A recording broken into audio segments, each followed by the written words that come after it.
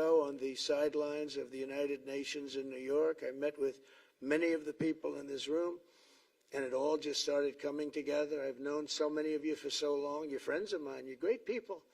I have a couple I don't like in particular, but I won't tell you who. I have actually a few of them I don't like at all, but you'll never find out who they are. Well, maybe you will, come to think of it. But I have most of you who I like a lot, and I respect a lot. Maybe that's more important. We listened, and we exchanged ideas, and we kept pushing forward until the job was done, and the first steps to peace are always the hardest. And today we've taken them and we've put them all together, and we've come up with this beautiful mix like nobody thought was possible. And as you know, I've just come from Israel. It was an amazing day to watch the hostages come in and to watch all of the other things and do all of the other things that we did. And like all of us here this evening, the Israeli people are overjoyed that the war has ended. Many of you have had dancing in the streets. They had dancing in the streets. And they've been dancing for weeks now once they heard about this and they heard that it was even a possibility. They're elated at the arrival of the hostages and excited to begin this new chapter for the entire region, and it's going to be that. And they are going to be great partners, and I hope everybody's going to join the Abraham Accord. I like to say the Avraham. I love Avraham, but somehow it doesn't sound as good when I say it as it does when some of my other friends say it who are from the region. But we're going to get a lot of people joining the Abraham Accords. We have the four great nations that did it early on, and they stayed with it. And then you had the Biden administration, which is the worst administration in the history of our country, and obviously they did nothing on that and anything else. And so it stayed at four, and now a lot of people, even today, they're talking about all joining up. So many people have talked to me about that, and it's going to be a great tribute to really the United States. I mean, the United States has worked very hard in the Middle East, so it would be a tribute to us and to Jared and to Steve and to all of the people, Marco, all of the people that have worked so hard on that. And it really is going to it's going to guarantee that it all stays together. You're going to do well, because the four nations do very well. I mean, they do extremely, as they're wealthy, but they're a lot wealthier because of it. So I hope everybody's now joining up. Now we have no excuses. We don't have a Gaza, and we don't have an Iran as an excuse. That was a good excuse, but we don't have that anymore. All the momentum now is toward a great, glorious, and lasting peace.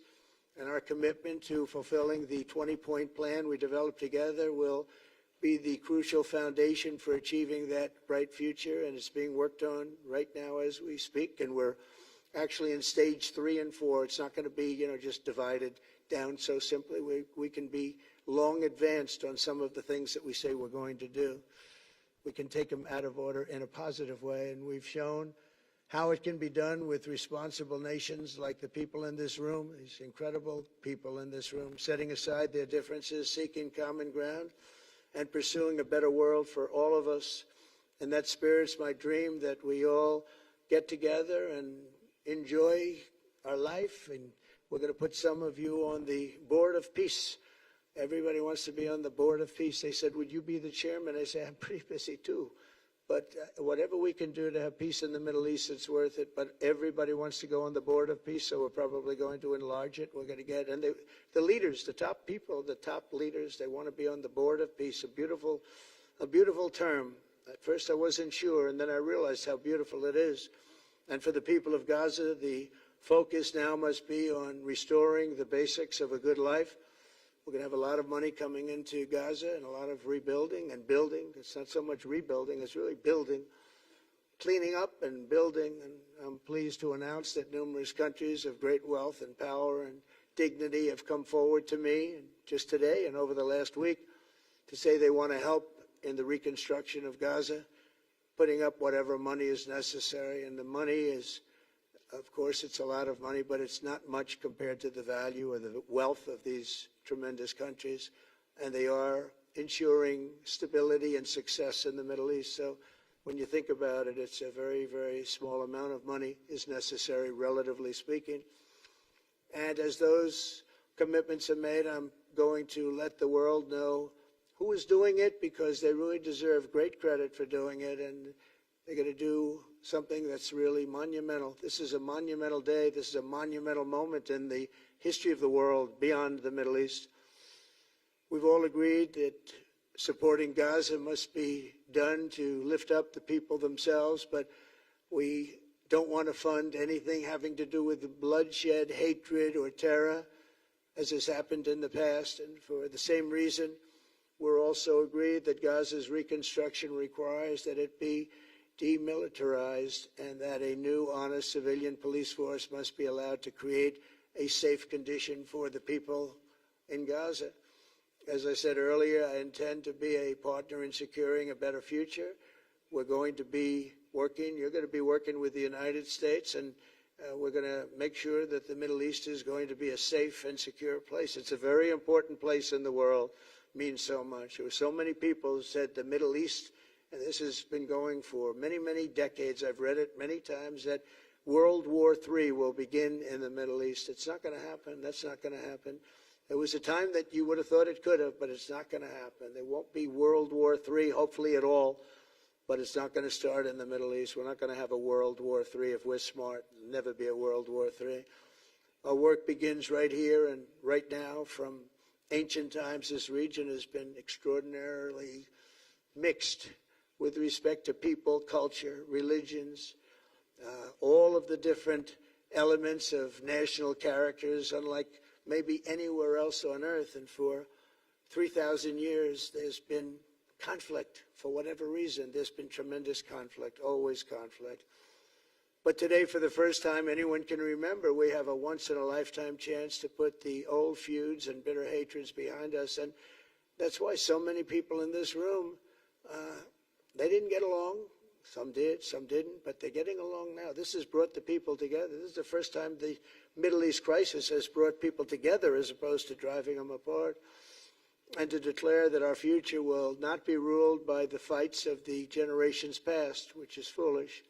So together, let us continue in the spirit of cooperation and goodwill that has finally brought us to this incredible, historic breakthrough.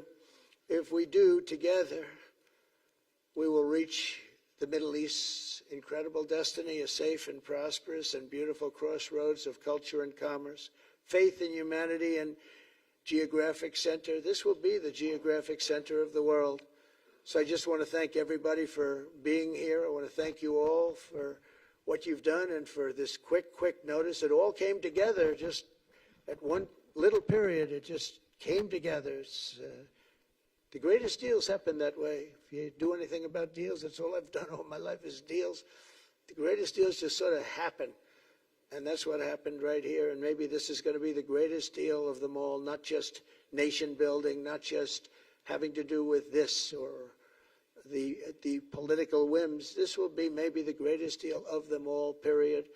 And I want to thank all of you and all of these great nations and this region for what it's gone through and all of the fights it's had, or life over death and hope over strife and harmony over hatred. That's what we want. We want it to be that way because together we're going to forge a magnificent, great, and enduring peace. I want to just end by saying God bless you all. God bless the Middle East. God bless your countries. And God bless you. Thank you very much, everybody. Thank you. Thank you very much. Thank you.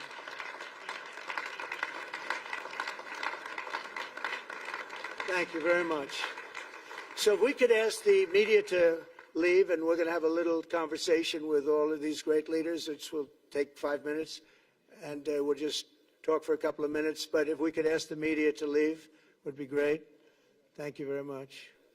Thank you. Thank you.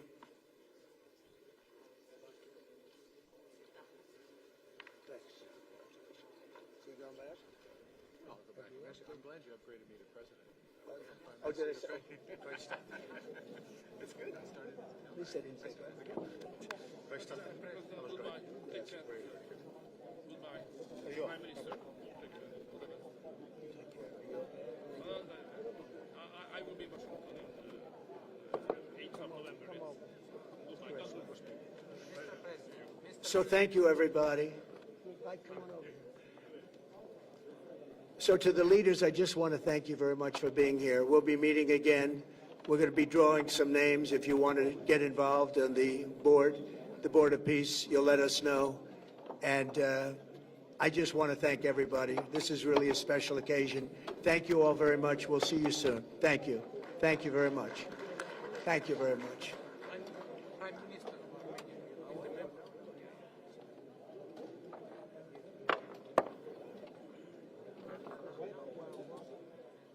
Minister, thanks to you. God bless you.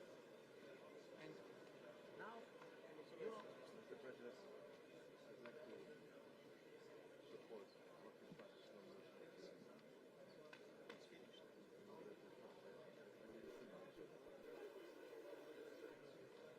Yeah, I wonder if I would like to move.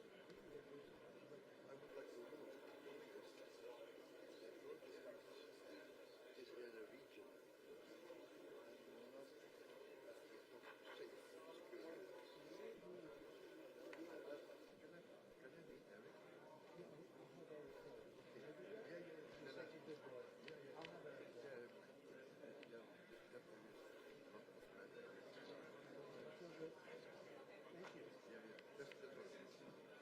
I told Harry also. I told Harry. We'll look for better place.